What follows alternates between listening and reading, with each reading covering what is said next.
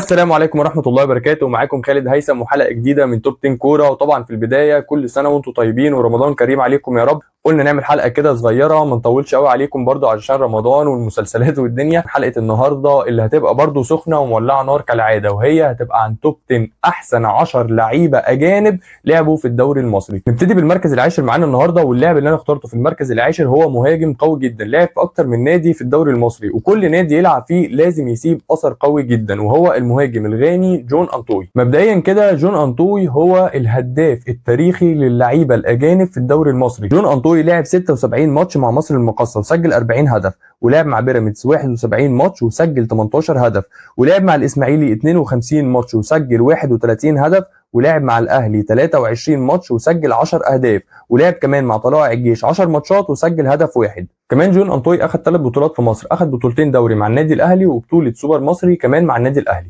نروح بقى للمركز التاسع، واللاعب اللي انا هتكلم عنه دلوقتي هو لاعب سنه واحده بس في الدوري المصري، بس بصراحه كان كواليتي عالي جدا وكان مستواه حلو جدا في السنه اللي لعبها ديت، وهو كينو. كينو كان وينج زي ما الكتاب بيقول، كان كواليتي عالي جدا، كان مهاري وحريف جدا وبيعرف يجيب اجوان حلوه جدا، وده نادرا لما بنشوفه في الدوري المصري. كينو لعب مع بيراميدز موسم واحد بس، لعب 33 ماتش، سجل 10 اهداف وصنع 11 هدف.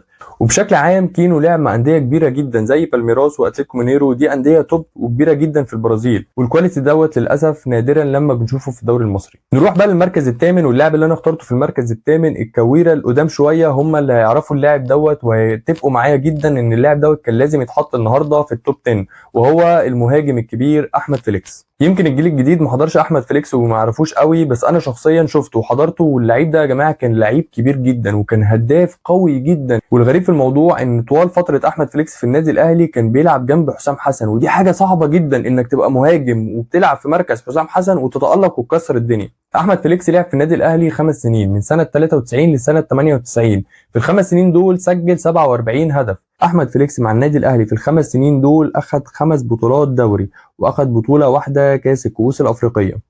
سنة 98 مشي أحمد فيليكس من النادي الأهلي وطلع على نادي أولمبياكوس اليوناني، وعمل كده فترة احتراف، ورجع تاني مصر سنة 2001 عشان يلعب في نادي الزمالك من سنة 2001 لسنة 2002. ما كانش موسم قوي قوي بصراحة لأحمد فيليكس، هو سجل تقريبا 5 أهداف بس. الغريب في الموضوع إن هو برضه لعب الموسم دوت جنب حسام حسن. وصلنا بقى للمركز السابع، واللاعب اللي أنا هتكلم عنه دلوقتي كان مايسترو، كان فنان ولاعيب كبير جدا في نص الملعب، وهو فرجاني ساسي. مركز نص الملعب دوت لما يبقى اللعيب مهاري وفنان كده ولمسته حلوه بيبقى فارق ومميز جدا.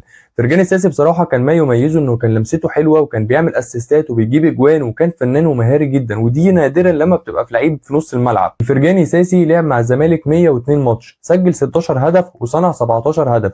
كمان فرجاني ساسي اخذ مع الزمالك 5 بطولات، اخذ بطوله دوري وبطوله كاس مصر وبطوله سوبر مصري، واخذ بطوله كونفدراليه وبطوله سوبر افريقي. اما بقى بالنسبه للمركز السادس، واللاعب اللي انا هتكلم عنه دلوقتي كان لعيب كبير جدا، وفي ناس كتير قوي شايفه ان هو من احسن باكات ليفت اللي لعبت في مصر بشكل عام، وهو جilberto. جilberto لعب مع الاهلي 8 مواسم من سنه 2002 لسنه 2010. جilberto لعب حوالي 280 مباراه مع النادي الاهلي في مختلف البطولات، صنع حوالي 40 هدف وسجل 7 أهداف، وأخذ مع الأهلي حوالي 21 بطولة، أخذ 6 دوري مصري و3 كاس مصر، وأخذ 5 سوبر مصري، وأخذ 3 دوري أبطال أفريقيا و4 سوبر أفريقي. جilberto لعيب كبير جدا وكان باك ليفت زي ما الكتاب بيقول، هجوميا كان قوي جدا، اوفراته كانت دقيقه ومميزه جدا، كمان في الكور الثابته كان مميز وكان بيلعب فاولات وضربات جزاء. وصلنا بقى المركز الخامس، واللعيب اللي انا اخترته في المركز الخامس لعيب قوي جدا وبرده كواليتي عالي جدا، ويمكن مؤخرا كده كان في كلام كتير قوي عليه واخبار كتير جدا عليه، وهو اللاعب اشرف بن شرقي. مهما كان انتمائك سواء بتشجع اهلي او زمالك، كلنا هنتفق ان اشرف بن شرقي لعيب كبير جدا وكواليتي قليل قوي لما بنشوفه في الدوري المصري، ان يبقى عندك وينج حريف وقوي وسريع وبيعرف يجيب اجوان وبيعمل اسيستات وبيشوط ضربات ثابته. كمان اشرف بن شرقي تم استدعائه اكتر من مره في المنتخب المغربي، في فتره المنتخب المغربي مليان كوكبه من اللعيبه، فده يبين لك اكيد ان اشرف بن شرقي لعيب سوبر مش لعيب كويس بس او لعيب عادي. وصلنا للمركز الرابع، واللعيب اللي انا اخترته في المركز الرابع برده كان لعيب بصراحه كبير جدا وقوي جدا، وهو الانجولي فلافيو. امادو فلافيو مع النادي الاهلي عمل مواسم قويه جدا، مع انه سبحان الله كانت بدايته سيئه جدا، وكان كل جمهور النادي الاهلي بيتمنى ان هو اصلا يمشي من النادي الاهلي من كتر ما هو كان لعيب سيء. الموضوع اختلف تماما من تاني موسم فلافيو اثبت ان هو لعيب كبير وعمل مواسم قويه جدا مع النادي الاهلي، وكان ليه حضور قوي جدا واخد بطولات كتير جدا مع النادي الاهلي، كان هو ليه دور اساسي اصلا فيها. بالاضافه لكده ان هو كمان كان ليه دور قوي جدا مع منتخب انجولا، وكان دايما متواجد مع المنتخب الانجولي. لعب فلافيو مع النادي الاهلي 4 مواسم من موسم 2005 لموسم 2009، لعب تقريبا 160 مباراه، سجل 58 هدف وصنع 21 هدف.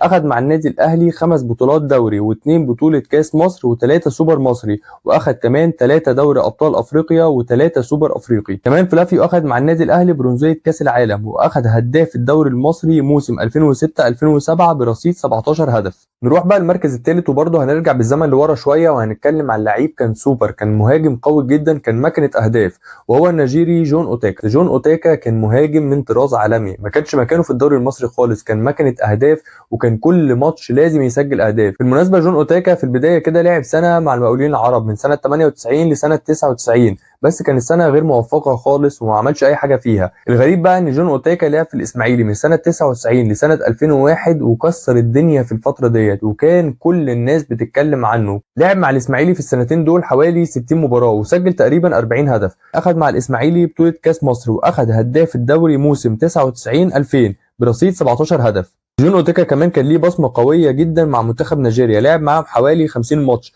شارك في 2 كاس عالم و3 افريقيا. في سنة المركز الثاني، وهنرجع بالزمن لورا شويه وهنتكلم عن لعيب عالمي، عالمي بمعنى الكلمه. يعني هو لعب في الدوري المصري، عمل اداء عالمي، بعد كده طلع للعالميه بجد ولعب في برشلونه الاسباني، وهو النيجيري ايمانويل اومونيكي. ايمانويل اومونيكي انا ما لحقتوش على الحقيقه، بس طبعا كنت بتفرج على الهايلايتس واداؤه في الدوري المصري، والناس كانت بتتكلم عنه ازاي. بصراحه كان لعيب عالمي فعلا، عمل مع الزمالك مواسم قويه جدا، وكمان مع منتخب نيجيريا كان ليه بصمه قويه جدا، وعمل فتره احتراف في اوروبا قويه جدا. ايمانويل اومونيكي لعب مع الزمالك من موسم 91 لموسم 94، لعب تقريبا 71 مباراه وسجل 26 هدف.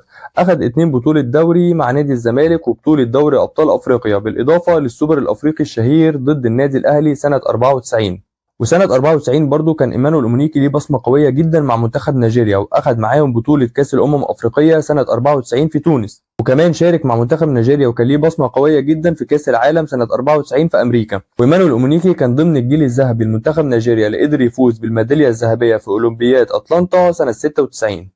نروح بقى المركز الاولاني والتوب 1 اللي انا اخترته النهارده. بصراحه ما تعبتش خالص في اختياره، لانه لعيب مميز ولعيب كبير جدا وعمل مواسم قويه جدا في الدوري المصري، وهو ملك الحلول علي معلول. قدمه علي معلول مع النادي الاهلي في الفتره اللي لعب فيها في الدوري المصري، بصراحه سواء بقى اداء فردي او ارقام فرديه او ارقام جماعيه، مفيش اي لعيب اجنبي قدر ان هو يحققه. علي معلول على المستوى الاداء الفردي كان احسن باك ليفت بيلعب في الدوري المصري من سنه 2016 حتى الان، وعلى الارقام الفرديه قدم ارقام كبيره جدا. لعب علي معلول مع النادي الاهلي حوالي 290 مباراه، سجل 53 هدف وصنع تقريبا 79 هدف. اما بقى على سبيل الارقام الجماعيه، فعلي معلول اخذ مع النادي الاهلي حتى الان 21 بطوله، اخذ 6 دوري مصري، واخذ 4 كاس مصر، واخذ 5 سوبر محلي، بالاضافه ل4 دوري ابطال افريقيا، واخد 2 سوبر افريقي. بالاضافه لكده كمان علي معلول اخد 3 برونزيه كاس العالم. انا شخصيا مش متذكر ان في لعيب اجنبي لعب في الدوري المصري لمده 8 مواسم بمستوى عالي ومستوى ثابت. بالاضافه لكده ان هو جاله عروض كتير جدا وعروض مغريه جدا، وتمسك بالنادي الاهلي وتمسك ان هو يلعب في الدوري المصري. وكده نكون وصلنا لنهايه الحلقه، لتوب 10 اقوى 10 لعيبه اجانب لعبوا في الدوري المصري. في نهايه الحلقه ما تنسوش تعملوا لايك وشير وسبسكرايب، وتكتبوا لي في الكومنتات رايكم في الاختيارات اللي انا اخترتها، بالاضافه لاحسن 10 لعيبه اجانب من رايكم شايفين ان هم لعبوا في الدوري المصري. ان شاء الله نتقابل الحلقه الجايه على خير. السلام عليكم.